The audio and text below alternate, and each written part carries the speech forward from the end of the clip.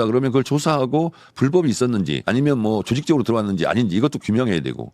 그래서 그런 조사의 결과 그런 게 없다 그러면 이 문제를 제기한 김민석 의원을 징계함으로써 민주당은 신천지와 관계없다 이렇게 클리어하게 해소를 해야 되는 것이 당대표가 해야 될 일이고 그것은 누구에게나 예외가 없다. 만약에 정청래가 그런 의혹을 제기했으면 저도 윤리감찰단에 불려가서 조사를 받고 근거가 있으면 근거를 대고 아니면 아닌 대로 징계를 받아야 되는 상황입니다. 헌법 20조 2항 위반 지금 의혹 제기 아닙니까? 정교분리. 근데 이제 그 연설에서의 핵심은 3자 연합인데 네. 그렇다는 얘기는 그 뉘앙스는 정청래 후보와 신천지의 관련성. 제 이름은 얘기하지 않았기 때문에 네. 제가 거기까지는 가지 않았고 제 이름을 만약에 했으면 바로 형사 고소하죠. 본인은 그것까지는 안 했습니다. 본인은 신천지 의혹으로부터 완전히 100% 무관합니까? 한 점 의혹 없이 국물도 남김없이 저는 무관합니다. 100%? 네, 그렇습니다. 100% 가지고 안 되겠는데요. 200%로 하죠. 200%? 네. 반명이라는 것도요. 민주당에 이재명 대통령을 만들기 위해서 제가 옆자리 수석 최고위원으로서 그리고 법사위원장으로 그리고 그거 기억나시잖아요. 공장장도. 이재명 대표 체포동의안 가결됐을 때 제가 원내대표 사퇴하시오. 저는 사퇴 안 합니다. 그러면서 혼란을 수습을 순식간에 했고 그리고 이재명 대표 기억해 보세요. 단식하고 녹색병원 입원하고 그랬을 때 제가 뉴스공장에 나와서 분명히 얘기했잖아요. 총선 공천장에는 이재명 대표 직인이 찍혀 있을 거다. 그 얘기는 뭐냐면 설령 체포동의안이 가결돼서 감옥을 가더라도 당대표 절대로 사퇴하지 않는다. 그리고 옥중 공천한다. 이런 강력한 의지를 제가 표명하지 않았습니까? 그리고 비상계엄 때 제가 제일 먼저 전화한 것이 이재명 대표한테 전화한 것이 접니다. 지금 실제 상황이다. 계엄이다. 빨리 나오셔라. 그랬고 담대역 넘어서 다 갔고 사선을 넘었고 제가 또 법사위원장으로 헌법재판소 윤석열 파면을 위한 국회 측 탄핵소추위원으로 제가 윤석열 정면에서 마주보면서 제가 검사 역할을 하지 않았습니까? 그래서 문영배 소장 대행이 2025년 4월 4일 오전 11시 22분에 대통령 파면에 따르는 국가적 손실보다 헌법소의 이익이 압도적으로 크다고 인정되므로 피청구인 대통령 윤석열을 파면한다. 이거를 제일 가까이에서 제가 그것을 저 혼자 다 이끌어냈다고 절대 생각하지 않습니다. 국민들이 밖에서 응원봉을 들고 비차혁명을 했기 때문에 제가 그 역사적 무게를 감당한 사람입니다. 근데 저보고 반명이라고요? 그러면 반명 아닌 사람이 누가 있습니까? 저는 이렇게 정청래와 뭐 가까운 최고위원들을 반명으로 몰 요량이라면 그 자체가 반명이다. 어떻게 이럴 수가 있느냐. 또는 정청래가 당대표가 되면 레임덕이 온다고는 이런 주장도 해요. 송영길 후보 주장이. 있을 수나 있는 일입니까? 아니 어떻게 이건 유권자에 대한 협박이죠. 아니 차라리 그냥 정청래가 당대표 되게 되면 3차 세계대전 일어난다고 주장하세요. 어떻게 이런 주장을 할 수가 있죠. 그리고 이재명 대통령은 전당대회에 출전하지 않았어요. 왜 이게 명청대전입니까? 아니 저하고 대통령하고 큰 전쟁을 치러요 지금? 김민석 후보는 본인의 이름을 걸고 본인의 정책과 비전을 얘기하세요. 제가 부탁합니다. 명청대전은 있을 수 없는 일이죠. 송영길식 표현을 한다면 그 자체가 그러면 역모 아닙니까? 제가 역적이란 말입니까? 하기야 뭐 송영길 후보는 뭐 역적 얘기도 하고 뭐 목 자른다는 얘기도 하던데 그 뭐 사과는 했지만 그 있을 수 없는 일이고요. 차라리 그냥 석청대전 이렇게 불러주세요.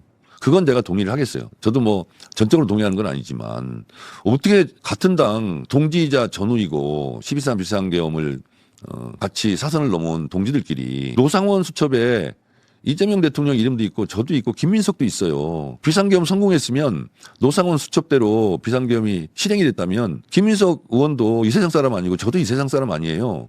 이재명 대통령도. 연평도 어디 꽃게밥이 될 수도 있는 거예요. 이렇게 같이 사선을 넘어와 놓고 친명이니 반명이니 아니 친명 반명 감별하는 자격증을 김민석 의원에게 누가 줬습니까? 저는 이런 거 안 했으면 좋겠어요. 그리고 8.17 전대 끝나면 하나로 합치자면서요. 단결하고 화합하자면서요. 근데 왜 전대 때는 왜 이럽니까? 자, 민주당 당대표 후보들 기호순으로 인터뷰합니다. 기호순으로는 송영길 후보 첫 번째인데 지금 일정이 맞지 않아서 다음 주 인터뷰하겠다고 요청이 와서 기호 2번 정청래 후보부터 모셨습니다. 안녕하십니까? 의리 하나만큼은 의리하다. 의리면 정청래입니다. 자, 여기서부터 여쭤볼게요. 네. 첫 번째 경선지 충청 고향 영고인데 네. 박빙이긴 했지만 왜 2위를 한 거라고 분석하십니까? 저는 굉장한 선방을 했다. 왜 그렇습니까? 제가 말을 안 해서 그렇지 실제로 충남 충북 같은 경우는 저를 지지하는 의원이 없었습니다. 예, 그리고 거의 모든 언론이 타 후보를 뭐 지지하는 것 같고, 그리고 조직, 뭐 국회의원, 방송 패널 같은 경우는 뭐 거의 10대 0이지 않습니까? 저를 옹호해주는 방송 패널 저는 본 적이 없어요. 그래서 저는 충청에서 더블 스코어 나오면 어떡하지? 그러면 그냥 해보나 마는데 그렇게 생각했는데, 확실히 밑바닥 민심은 자발적 그 권리당원들은 정청래더라고요. 그래서 이 조직과 바람의 싸움이 어떻게 될까 굉장히 걱정을 했는데, 그래서 뭐 김민석 후보는 7% 본인이 진다고 엄살을 피던데 저 완전히 엄살이다 저렇게 생각했고, 아마 본인은 7% 이상으로 이길 거라는 말을 7% 진다라고 아마 얘기했을 겁니다. 제가 굉장히 긴장했었는데 정말 다행이다 그런 생각을 했습니다. 그러면 조직표가 분명히 있었는데 바람도 분명히 존재했다는 걸 확인했다. 그렇습니다. 지금 전체적으로 어제도 광주 갔다 왔는데 조직이냐 바람이냐 이 싸움이에요. 그리고 광주 어제 제가 하루 종일 있었는데 마치 2002년 노무현 대통령과 이인재가 싸우는 듯한 그런 느낌이거든요, 지금. 그래서 어제 말바우 시장이라는 데도 가보고 그러면 완전히 뜨겁습니다, 지금. 그리고 이건 너무 하는 거 아니야? 너무 심한 거 아니야? 정청래가 무슨 죽을 때를 졌다고. 이러면서 이제 팔걷어 붙이고 나선 자발적인 동력과 언론으로부터 융단 폭격하면서 일방적으로 정청래는 안 될 것 같다는 분위기 조장, 조직, 이 싸움이 지금 붙은 겁니다. 그래서 굉장히 뜨겁습니다. 근데 그렇다면은 부울령에서도 비슷해야 되는데 거기서는 또 예를 들면 부산에서는 상당히 앞서갔는데 그것도 왜 그렇게 된 겁니까? 부산 경남에서 제가 이기고 네. 울산에서 조금 졌는데요. 거기가 노무현 대통령 본고장 아닙니까? 그래서 여기서 아마 후반전에 했으면 부산 울산도 더 크게 이겼을 텐데 지금 예열이 이제 되고 있는 상태에서 첫 스타트를 부산, 울산, 경남에서 아주 천만다행으로 잘 끊었다. 그리고 아마 이 부산, 울산, 경남 대구 경북도 포함해서 이런 노사모 했던 분들이 또 노사모 정신을 입고 있는 분들이 아마 2002년 대선 때 광주에 가서 노무현 뽑아달라고 무릎 꿇고 빌고 울고 편지 쓰고 하는 그런 운동이 일어날 조짐이 지금 보이고 있습니다. 본인의 바람 아닙니까? 아니 실제로 지금 움직임이 있습니다. 그래요? 예. 그러면 과거 노사모 조직 일부가 움직인다거나 노사모는 조직이 아니죠, 사실은. 그렇죠. 예, 그래서 한데. 그런 분위기가 확실하게 읽히고 있고, 어제 무안에 사시는 분한테 제가 전화를 받았는데 이렇게 그분이 표현한 대로 하면 이렇게 얘기하더라고. 아니 정청래 의원이 뭘 그렇게 잘못했다고 언론 뉴스 보면 정청래 뺨 때리는 소리만 들린다. 이거 너무 심하지 않냐. 이렇게 표현하더라고요. 자, 이번 주 이제 금요일 제주 인천인데 어떻게 네. 전망하십니까? 저는 전망하거나 계산하지 않습니다. 그냥 하루하루 열심히 살 뿐이고, 제가 전망한들, 분석한들, 예상한들, 그건 저의 판단 영역 밖에 있는 유권자의 몫이거든요. 그래서, 그런 괜한 계산을 해서 잘 예상이 되면 기분 좋고 또 결과가 안 좋을 것 같으면 우울하고 그럴 필요가 없잖아요. 그 시간에 유권자들 한 명 더 만나는 게 더 중요하다 이렇게 생각합니다. 원래 정청래 후보가 선거 국면마다 예. 그 본인 경험 베이스로 전망해서 맞추는 걸 굉장히 즐겨 했었잖아요. 그런데 저 아닌 상대방 거는 잘 맞추는데 제 건 좀 이게 왜냐면 모든 정치인이 그렇게 해요. 객관화하기가 좀 어렵지 않습니까? 그렇죠. 특히 선거 국면에는 일희일비하기가 좀 쉽지 않습니까? 그렇죠. 그래서 그런데 에너지를 소모하지 말자 그렇게 생각합니다. 망인 모드로 들어가지 말자. 예, 그렇습니다. 그래서 항상 전신 거울 앞에 제 자신을 항상 비춰보고 있습니다. 옷 다 있고요.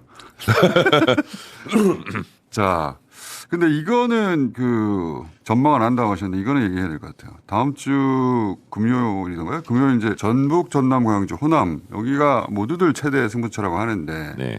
여론조사상 김민석 후보가 앞서가는 건 분명한 확인될 경향성인데 여기서 김민석 후보가 크게 앞서서 만약에 과반을 훌쩍 넘긴다. 이러면 당선 가능성이 굉장히 높아지는 그런데 거니까.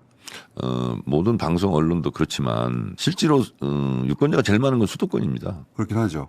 수도권에서는 제가 앞서고 있잖아요, 계속. 예. 근데 수도권에서 정청래가 앞서고 있다는 얘기는 안 합니다. 근데 이제 수도권은 맨 마지막이고 그리고 전통적으로 민주당 전당대회는 예. 이 지역에서 결론 지어지는 경우가 많았거든요. 자, 그런데 예. 원래 지금까지 객관적인 뭐 물량 공세라든가 언론의 편파성이나 뭐 조직이나 의원들, 심지어 의원들은 김민석 후보의 선거 구호를 프랜카드로 걸고 있어요. 그러면 안 됩니까? 안 되죠. 국회의원과 지역위원장은 공개적으로 지지할 수 없습니다. 근데 선거 구호를 프랜카드로 걸고 본인 이름 얼굴 사진 딱 박아가지고 그래서 지금 선관위에 제소를 했습니다. 그럼 당원 당규 위반입니까? 위반이죠, 당연히. 이런 상황 속에서 제가 이렇게 지금 버티고 있는 거거든요. 그래서 이번 주 제주, 인천, 일요일 날 강원, 대구, 경북 결과를 보고 이 또한 비등비등하게 나오면 호남에서 크게 요동칠 거라고 저는 보거든요. 그래서 이런 정밀한 분석은 일부러 안 하더라고요. 왜 그 계속 사실 지금 박빙 추세거든요. 박빙 그것도 44대 그렇습니다. 첫날은 뭐 김민석 1등, 그러더니 두 번째 날은 제가 1등하고 종합성적 제가 1등이거든요. 그러면 정청래 역전승 1위 이 제목이 맞잖아요. 근데 그렇게 제목을 안 뽑습니다. 1승 1패 주고받아. 아니 최종 성적이 제일 중요한 거 아니겠습니까? 그래서 저는 이런 편파적이고 이런 부분을 저는 예상은 했어요. 이런 부분은. 근데 해도 정도가 너무 심하다. 그런 생각이 드는데 오히려 이것이 민주당 권리당원들을 더 자극하고 팔을 더 걷어붙이게 하고 있다. 저는 거기에 지금 승부를 걸고 있습니다. 이번 주 만약에 이 박빙 추세 네. 이어지면 호남이 확 뒤집어집니다. 호남이 뒤집어진다. 그렇습니다. 왜 그렇게 생각하십니까? 어제도 제가 하루 종일 있었거든요. 근데 그 지역의 민심은 상층과 기층이 완전히 다릅니다. 그래서 땅을 발을 딛고 있는 것이 현실이고요. 그리고 공중에 떠 있는 것이 비현실적이거든요. 근데 어제도 말바우 시장을 갔는데 그 제가 쇼츠 영상 같은 거 많이 올려놓고 다른 유튜버들이 생중계 다 했는데 그 열성도를 말고 또 송정역에 가면은요 택시기사들이 쭉 대기하고 있거든요. 거기가 민심이 바로 있던데. 민심이 바로 됩니다. 제가 지난주에도 갔는데 대부분 택시기사들이 다 문 열고 나와서 다 악수하고 일단 욕을 합니다. 택시기사들이. 그러면서 이럴 수가 있냐고. 그러면서 어깨 두드리게 악수하면서 끝까지 버티라고. 반드시 이긴다고. 이게 한두 명이 하는 게 아니거든요. 그리고 어제 광주 개인 택시 조합 사무실도 제가 방문했는데 어제 한 10분 넘게 이제 간부들 모였는데 어제 완전히 뜨거웠습니다. 정청래 의원 우리가 어떻게든 한번 해보겠다.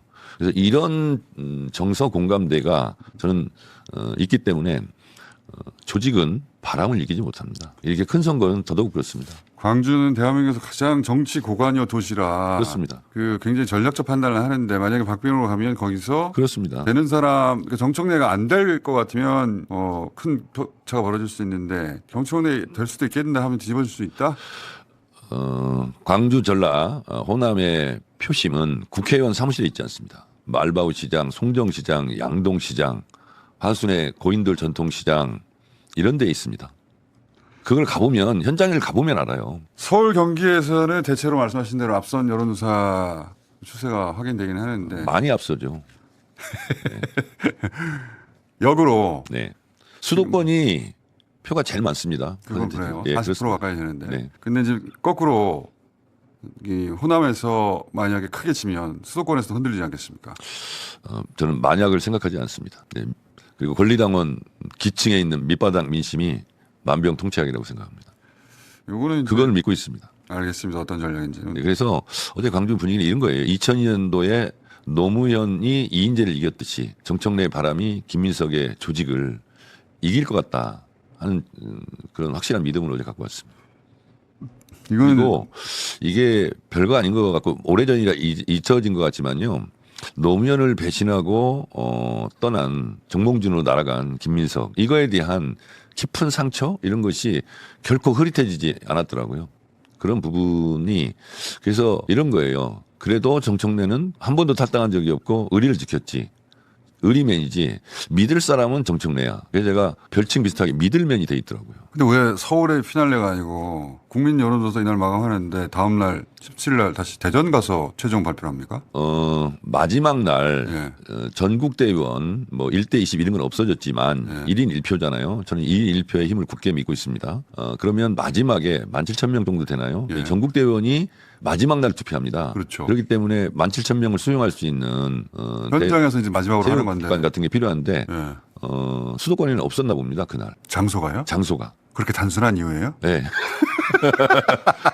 그래서 저도 아니 왜 마지막에 충청도로 하냐 그런 건 처음이었죠. 의심사게 네, 의심사게. 아무런 그 영향을 미치지도 못한데 그랬더니 알고 봤더니 그날 자는데 다 꽉 찼다는 거예요. 뭐 공연 있고 뭐 이래가지고 그냥 그렇게 들었습니다.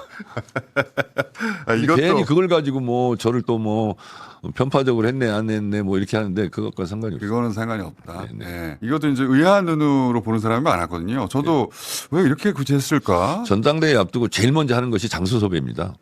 그런데 요 시기가 없었답니다. 네. 네. 그건 진짜 단순한 이유네. 네.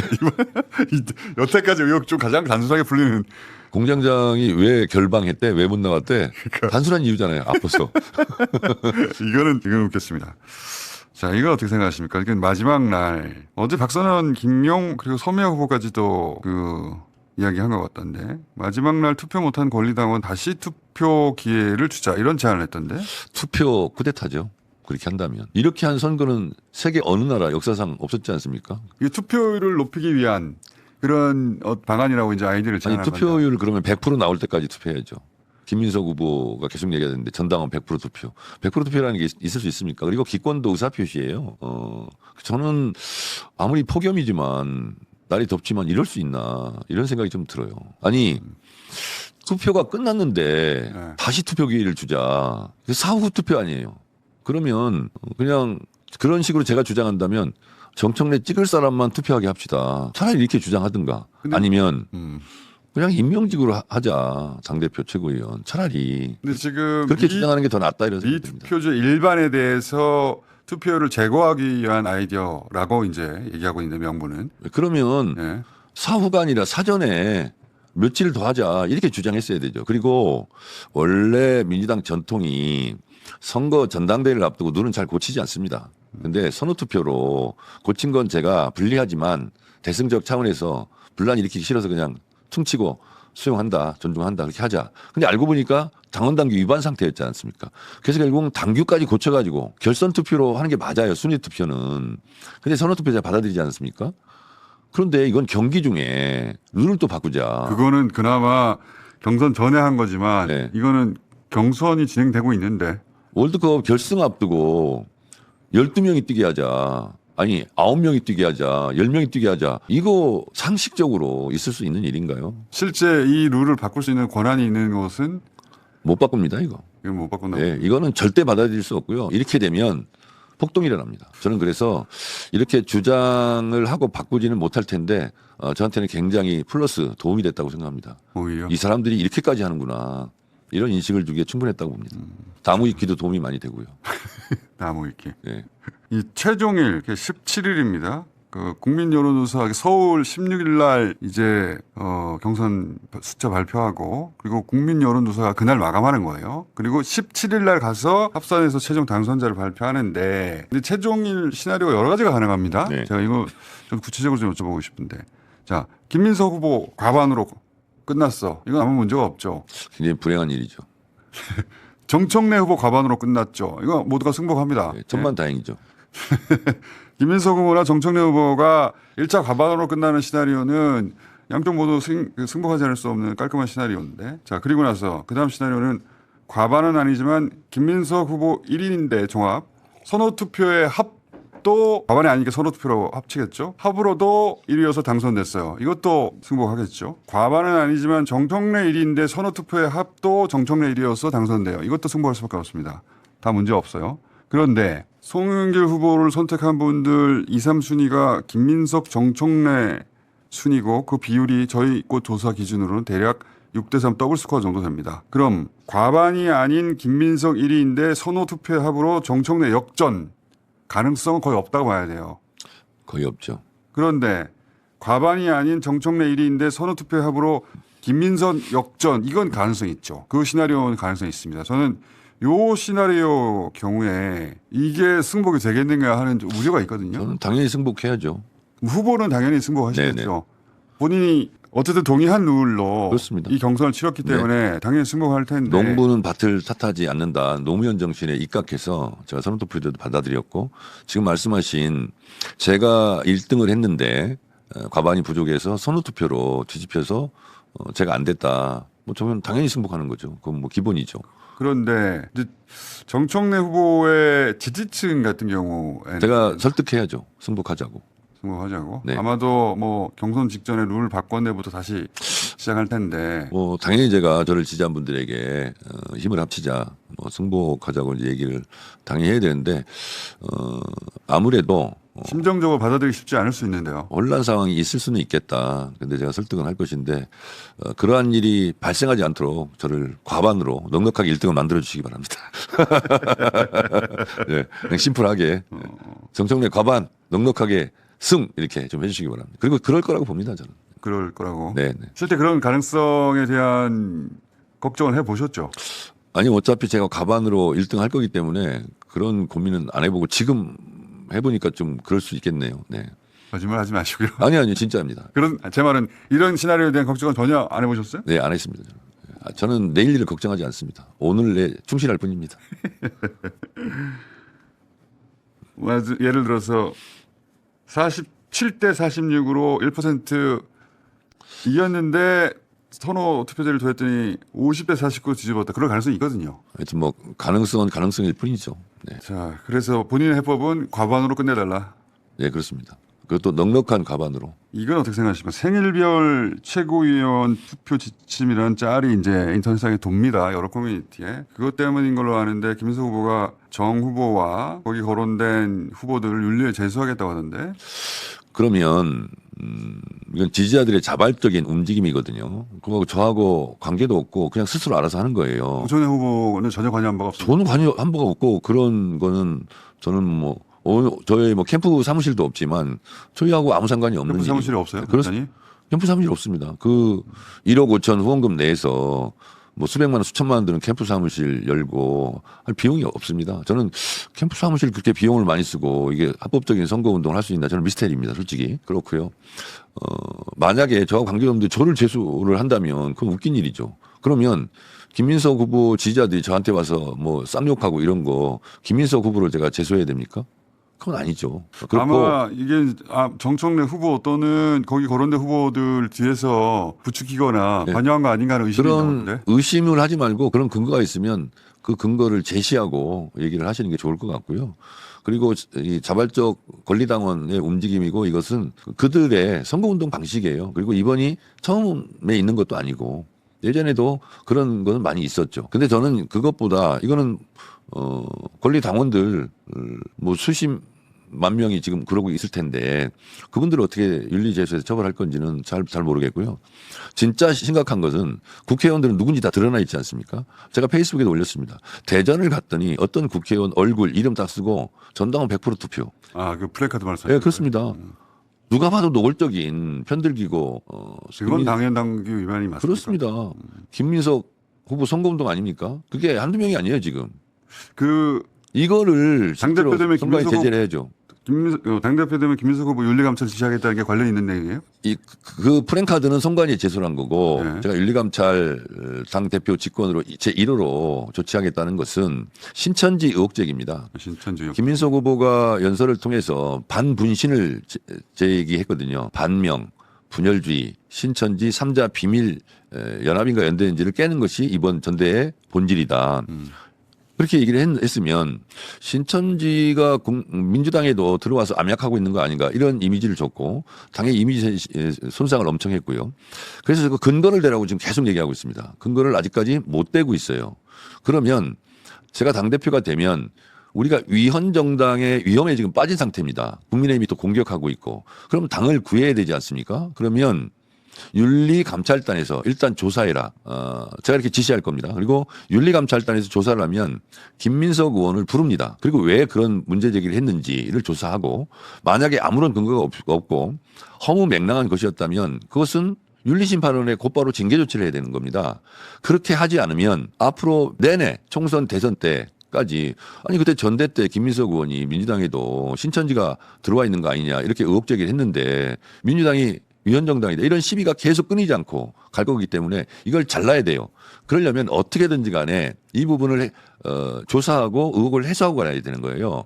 그래서 신천지가 민주당에 들어와 있다 그러면 그걸 조사하고 불법이 있었는지 아니면 뭐 조직적으로 들어왔는지 아닌지 이것도 규명해야 되고 그래서 그런 조사의 결과 그런 게 없다. 그러면 이 문제를 제기한 김민석 의원을 징계함으로써 민주당은 신천지와 관계없다. 이렇게 클리어하게 해소를 해야 되는 것이 당대표가 해야 될 일이고 그것은 누구에게나 예외가 없다. 만약에 정청래가 그런 의혹을 제기했으면 저도 윤리감찰단에 불려가서 조사를 받고 근거가 있으면 근거를 대고 아니면 아닌 대로 징계를 받아야 되는 상황입니다. 헌법 20조 2항 위반 지금 의혹 제기 아닙니까? 정교분리. 근데 이제 그 연설에서의 핵심은 삼자 연합인데 네. 그렇더라는 얘기는 그 뉘앙스는 정청래 후보와 신천지의 관련성. 제 이름은 얘기하지 않았기 때문에 네. 제가 거기까지는 가지 않았고 제 이름을 만약에 했으면 바로 형사 고소하죠. 본인은- 근데 그것까지는 안 했습니다. 본인은 신천지 의혹으로부터 완전히 100% 무관합니까? 한 점 의혹 없이 국물도 남김없이 저는 무관합니다. 100%? 네, 그렇습니다. 100% 가지고 안 되겠는데요. 200%로 하죠. 200%. 네. 자, 그리고 이 반명이라는 것도요. 민주당에 이재명 대통령을 만들기 위해서 제가 옆자리 수석 최고위원으로서 그리고 법사위원장으로 그리고 그거 기억나시잖아요. 공장장도 이재명 대표 체포동의안 가결됐을 때 제가 원내대표 사퇴하시오. 저는 사퇴 안 합니다. 그러면서 혼란을 수습을 순식간에 했고 그리고 이재명 대표 기억해 보세요. 단식하고 녹색병원 입원하고 그랬을 때 제가 뉴스공장에 나와서 분명히 얘기했잖아요. 총선 공천장에는 이재명 대표 직인이 찍혀 있을 거다. 그 얘기는 뭐냐면 설령 체포 동의안이 가결돼서 감옥을 가더라도 당대표 절대로 사퇴하지 않는다. 그리고 옥중 공천한다. 이런 강력한 의지를 제가 표명하지 않았습니까? 그리고 비상계엄 때 제가 제일 먼저 전화한 것이 이재명 대표한테 전화한 것이 접니다. 지금 실제 상황이다. 계엄이다. 빨리 나오셔라. 그랬고 담대역 넘어서 다 갔고 사선을 넘었고 제가 또 법사위원장으로 헌법재판소 윤석열 파면을 위한 국회 측 탄핵소추위원으로 제가 윤석열 정면에서 마주보면서 제가 검사 역할을 하지 않았습니까? 그래서 문영배 소장 대행이 2025년 4월 4일 오전 11시 22분에 대통령 파면에 따르는 국가적 손실보다 헌법소의 이익이 압도적으로 크다고 인정되므로 피청구인 대통령 윤석열을 파면한다. 이거를 제일 가까이에서 제가 그것을 저 혼자 다 이끌어냈다고 절대 생각하지 않습니다. 국민들이 밖에서 응원봉을 들고 비체혁명을 했기 때문에 제가 그 역사적 무게를 감당한 사람입니다. 근데 저보고 반명이라고요? 그러면 반명 아닌 사람이 누가 있습니까? 저는 이렇게 정청래와 뭐 가까운 최고위원들을 반명으로 몰 요량이라면 그 자체가 반명이다. 어떻게 이럴 수가 있느냐. 또는 정청래가 당대표가 되면 레임덕이 온다고는 이런 주장도 해요. 송영길 후보 주장입니다. 있을 수나 있는 일입니까? 아니 어떻게 이건 유권자에 대한 협박이죠. 아니 차라리 그냥 정청래가 당대표 되게 되면 3차 세계대전 일어난다고 주장하세요. 어떻게 이런 주장을 할 수가 있죠. 그리고 이재명 대통령은 전당대회에 출전하지 않았어요. 왜 이게 명청대전입니까? 아니 저하고 대통령하고 큰 전쟁을 치러요 지금? 김민석 후보는 본인의 이름을 걸고 본인의 정책과 비전을 얘기하세요. 제가 부탁합니다. 명청대전은 있을 수 없는 일이죠. 송영길식 표현을 한다면 그 자체가 그러면 역모 아닙니까? 제가 역적이란 말입니까? 하기야 뭐 송영길 후보는 뭐 역적 얘기도 하고 뭐 목 자른다는 얘기도 하던데 그 뭐 사과는 했지만 그 있을 수 없는 일이고요. 차라리 그냥 석청대전 이렇게 불러주세요.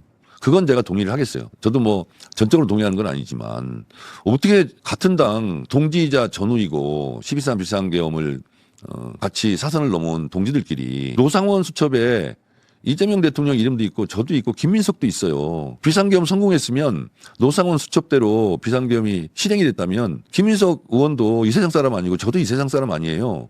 이재명 대통령도. 연평도 어디 꽃게밥이 될 수도 있는 거예요. 이렇게 같이 사선을 넘어와 놓고 친명이니 반명이니 아니 친명 반명 감별하는 자격증을 김민석 의원에게 누가 줬습니까? 저는 이런 거 안 했으면 좋겠어요. 그리고 8.17 전대 끝나면 하나로 합치자면서요. 단결하고 화합하자면서요. 근데 왜 전대 때는 왜 이럽니까? 그리고 아니 보수 중도 외연 확장하자고 하면서 왜 같은 안에 있는 동지들 사이에서는 너는 반명이니까 안 되고 너는 이래서 안 되니까 너는 안 되고 자꾸 왜 배제 정치를 하죠? 마이너스 정치하죠? 그렇게 해서 총선 승리, 대선 승리 어떻게 합니까? 저는 정말 김민석 후보가 이제 명청대전 말씀하시는 게 언젠가 명청대전 한 달만 더 이어져도 나라 명운이 흔들린다. 어떻게 그런 얘기를 할 수가 있나요? 정말. 아니 그렇게 해서 이재명 대통령한테 무슨 도움이 되고 이재명 정부 민주당에게 무슨 도움이 됩니까? 이건 어떻게 생각하세요? 송영길 후보가 보안 수사권 폐지된 형사소송법 개정안 본회의를 통과했기 때문에 그러니 정청래 연임 명분은 끝났다. 개혁은 끝나지 않았냐. 제가 대기실에서 송영길 후보 여러 분이 있는데 그렇게 얘기했어요. 송영길 후보도 당대표 한 번 했지 않냐. 정청래 한 번 했으니까 그만하라는 건데 그러면 송영길은 한 번 했는데 두 번 해도 되고 정청래 두 번 하면 안 되냐. 아니 송영길은 중임이니까 되고 정청래 연임이니까 안 되냐. 그런 거는 그렇게 하지 말자고 제가 얘기를 했고요. 제 말은 요 질문은 이제 그 답변하겠습니다. 개혁은 자전거 페달과 같아서 어제의 개혁은 어제 해야 되고요. 오늘의 개혁은 오늘 해야 됩니다. 또 내일에 밀려오는 개혁이 있습니다. 자전거 페달 안 밟으면 자전거가 쓰러지듯이 개혁도 마찬가지입니다. 민주당의 정체성은 개혁입니다. 그리고 민생이 개혁이고 개혁이 민생입니다. 개혁은 안 맞는 거 고치자. 그리고 불합리한 걸 합리적으로 고치자. 국회에서 통과되는 모든 법안은 다 개혁 법안입니다. 그래서 오늘 검찰개혁 했으니까 그러면 내일은 검찰개혁할 사안이 없다. 그러니까 그만둬라. 그러면 송영길 후보가 그렇게 얘기하는 방식으로 말씀드리면 국회의원 6번 했는데 다음에는 하지 마세요. 할 일 다 했지 않습니까? 육선하면서. 그렇게 상대방을 공격할 것이 아니라 내가 무엇을 하겠다 이렇게 했으면 좋겠고 검찰개혁뿐만 아니라 앞으로는 AI 강국 시대에 따라서 디지털화가 되면서 없어지는 직업, 있어지는 직업이 있으면서 제가 한국노총 김동명 위원장한테도 얘기했습니다. 노동개혁 앞으로 심각하게 우리가 준비를 해야 된다. 그런 말씀을 좀 드렸고요. 그리고 지금 대통령 지지율도 많이 떨어지고 있고 저도 참 마음이 아프고 어떻게든 끌어올리려고 제가 안간힘을 쓰고 있는데 전통적인 지지층에서 지금 등을 돌리고 있는 게 여론조사 꽃에서도 나오지 않습니까? 그러면 그런 분들을 붙들고 우리 다시 잘해보자. 이재명 정부 성공을 하자. 총선 승리, 대선 승리하자. 이런 전통적 지지층에 소구력이 있는 사람은 정청래 아닙니까? 그게 지금 본인이 꼭 당대표 그래서 돼야 제가 하는 이유입니까? 미들맨이기도 하지만 붙들맨이기도 합니다. 그러니까 그분들이 그게- 붙들어야죠. 그게 지금 꼭 본인이 당대표가 돼야 그렇습니다. 하겠다는 이유입니까? 전통적인 핵심 코어 지지층이 이탈하거나 무너지면 백약이 무효입니다. 대통령 지지율도 안 올라가고요. 총선 승리도 무망한 거예요. 그래서 이 외연 확장 플러스 알파는 전통적인 핵심 지지층 코어층이 굳건하게 콘크리트처럼 단단하고 그 위에 뭔가를 쌓아 나가는 거잖아요. 그 기초, 기본, 주춧돌이 흔들리고 있는 상태에서 아무리 뭘 얹어도 그것은 사상 누각이죠. 자고로 본인이 그 역할을 할 적임자라는 겁니까? 그렇습니다. 노무현 대통령 때도 국가보안법 폐지하려다 못하고 열린우리당 때 지지율이 급락해가지고 계속 어렵고 그리고 당대표 여러 번 바뀌고 그런 악순환이 계속됐거든요.